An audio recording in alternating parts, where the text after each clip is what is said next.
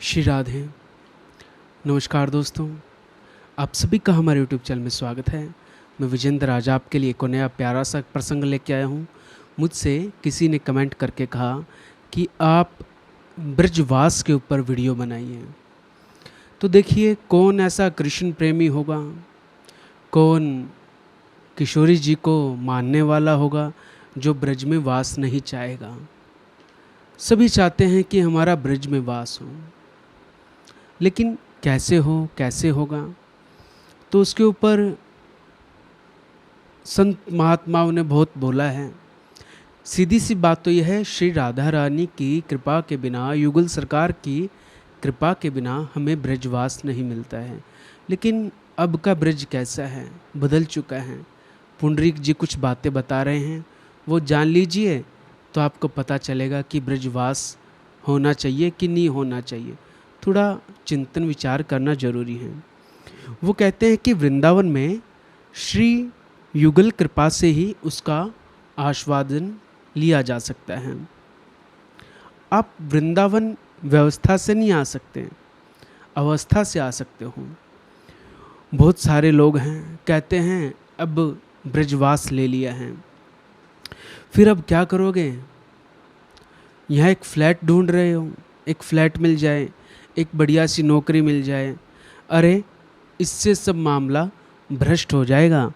उससे बढ़िया तुम जहाँ रह रहे हो वहीं रहो, दिल्ली, मुंबई, वहाँ रह के वृंदावन की प्रतीक्षा करो। वो प्रतीक्षा भी भजन है।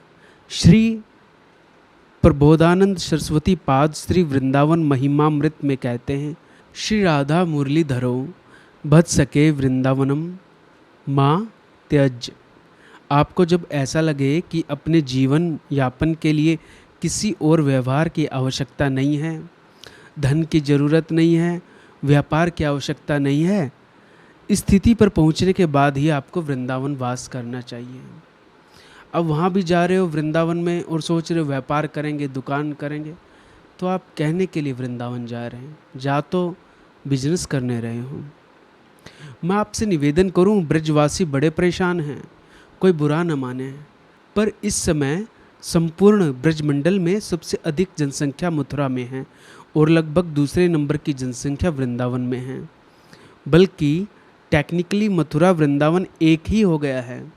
अथॉरिटी की दृष्टि से भी पहले दोनों की नगर पालिका, नगर निगम अलग अलग होते थे। अंग्रेजों ने भी इसे एक नहीं किया, पर वर्तमान में ये भी मथुरा का एक अंग हो गया है। आप मथुरा जाओ तो कोई अलग शहर, अलग दो हो ये भी पता नहीं चलता, क्योंकि एक जैसे होते जा रहे हैं वृंदावन मथुरा। पर ये दोनों कितनी दूर हैं, इससे अंदाज़ा लग सकता है। जब गोपी वृंदावन में रहती थी और मथुरा में रहने वाले कृष्ण से मिलने नहीं गई। ज़्यादा दूर तो है नहीं, 12-15 किलोमीटर है बस। कुछ ज़्यादा दूर नहीं ऐसे, पर ऐसे बहुत दूर है। कहने के लिए दूर नहीं है, किलोमीटर में मापोगे, लेकिन वैसे बड़ा दूर है। जब उद्धव वृंदावन आया है, गोपियों ने सुनाया है भ्रमर गीत। उस समय श्री कृष्ण मथुरा में ही हैं, पर ऐसी बातें कर रहे हैं जैसे हम लोग बात करते हैं। कोई लंदन अमेरिका चला गया हो, कोसों दूर, किलोमीटर की बात देखिए, 14-15 किलोमीटर दूर, 12 किलोमीटर दूर मथुरा से वृंदावन उद्धव आया है। लेकिन जब संदेश दे रहा है, गोपियाँ बात कर रही हैं, तो ऐसा लगता है कि कृष्ण न जाने हजारों लाखों किलोमीटर दूर हो गए हैं। और इतनी बड़ी भीड़ में मूल ब्रजवासी तो अब 20-25-30% ही बचे हैं। क्या स्थिति बना दी है। आज कितने सारे लोग बड़ी सहजता के साथ वृंदावन के लिए मन बना लेते हैं। ज़रूर बनाइए, भगवान आप पर कृपा करें। पर मेरा ऐसा मानना है, जिस समय हम इतने पक्के हो चुके हों कि अब हम किसी साधु के आश्रय में रह सकें, अपने जीवन को किसी महात्मा के हाथों में सौंप सकें, वो जो खिलाएगा वही खाएंगे, जहाँ रखेगा वही रहेंगे, भजन तभी सदेगा। नहीं तो बहुत सारे लोग हैं पहले आकर रहें, फिर दिन भर लगे रहते हैं, फ्लैट में पानी नहीं आ रहा, बिजली नहीं आ रही, भारी सेठ आकर रह रहे हैं और क्या कर रहे हैं, 3 दिन से बिजली नहीं आई, उसे जुड़वाने में लगे हैं।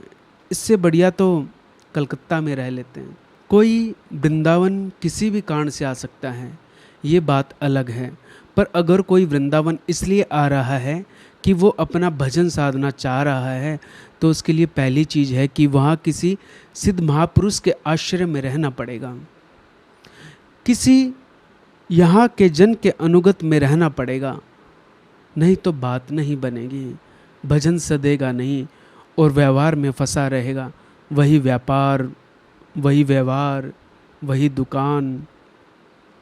श्री पुंडरीक जी गोस्वामी जी ने वचन कहे जो मैं आपके लिए लेके आया कि आप भैया वृंदावन सब कुछ छोड़ के जा रहे हो, तो सच में सब कुछ छोड़ के जाना इतना आसान नहीं है। कहना बड़ा सरल है, ब्रजवास हो जाए, हम रहें।